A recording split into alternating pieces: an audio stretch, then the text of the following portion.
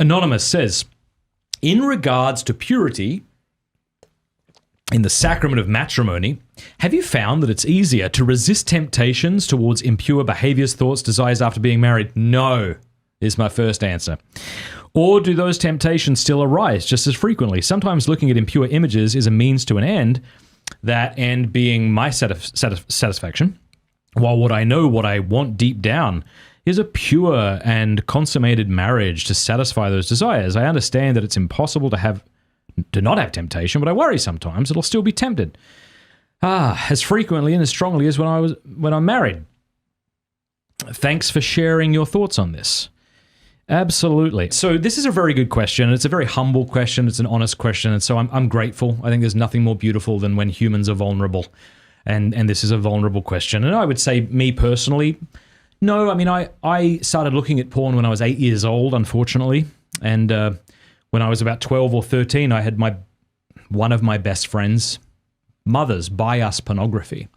And so I had a steady diet of pornography until about the age of 17 or 16 when the internet came in. And then it was very, very difficult. That's about the time I became a Christian. And so I would say that that's certainly impacted me like it's impacted many of us. But I like to think of it as the means by which we can find, we can work out our salvation. You know, like for some of us, we struggle with pride. For some of us, it's envy or it's gossip or, you know, and we want to eradicate these things with prayer and with the sacraments. But I think all of us would admit that in those times where we find ourselves feeling anxious or frustrated, these old demons, so to speak, raise their head. And we have to decide in those moments, what kind of man do I want to be? You know, do I want to be the kind of person who lords it over others, who believes my opinion is always correct, who refuses to say he's sorry? Maybe you're a violent man. Maybe you're a violent woman. And I like to think of this as the context through which our good Jesus is going to make me a saint. And I don't say that with any pride, because like Therese said of herself, and I can say it all the more, I have no virtues on my own. So when I say I have confidence that God is going to make Matt Fradd a saint, that's what I mean.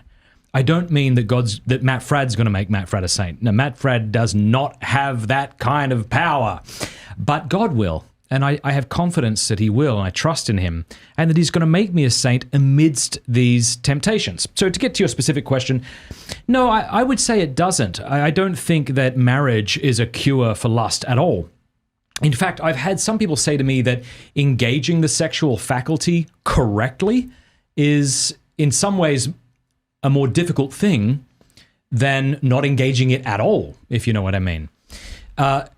I want to point you to a course that I've created, which is free. I'm not trying to sell you something here, but it's quite good. It's called strive21.com. It's a /Matt. Thank you, Thursday. strive21.com/Matt. If you go to strive21.com/Matt, it's a 21-day detox from porn course I created just for fellas. There's other beautiful things out there for women, like Magdala Ministries, if you're a woman who's struggling with pornography. This one's just for fellas. We've had about 40,000 men go through this course. And so you can go there today, strive21.com/Matt, sign up, and then every day for 21 days, you'll get a little video from me, a challenge for that day, and you'll be interacting with a worldwide community of men who want to live pure lives. So you might find that helpful. But I will say this, you know, at the risk of maybe sharing too much, I was quite afraid that when my darling wife and I came together for the first time after we were married, it was our wedding night, I was really afraid because people had told me that all of the images and all of the things they'd seen would rear back up in that moment. And I want to say, you know, maybe it was just a beautiful grace of God, but it was nothing like that. It really feels, as honest as I can say it, and as honest as I can be a judge about these things, it was just a pure gift. It was just a delight and a beautiful thing where I wanted to give my strength to her. I wanted her to receive that strength. So sex is a lovely, beautiful thing. You know, the most beautiful things can be made the most ugly. That's why sex can be made ugly, you know. This is why Lucifer, for example, can become so ugly. Like you can't make a cow bad, but you can make an archangel bad. So I'd say just be of good cheer. Recognize that freedom from this stuff is a daily choice that we make by our actions.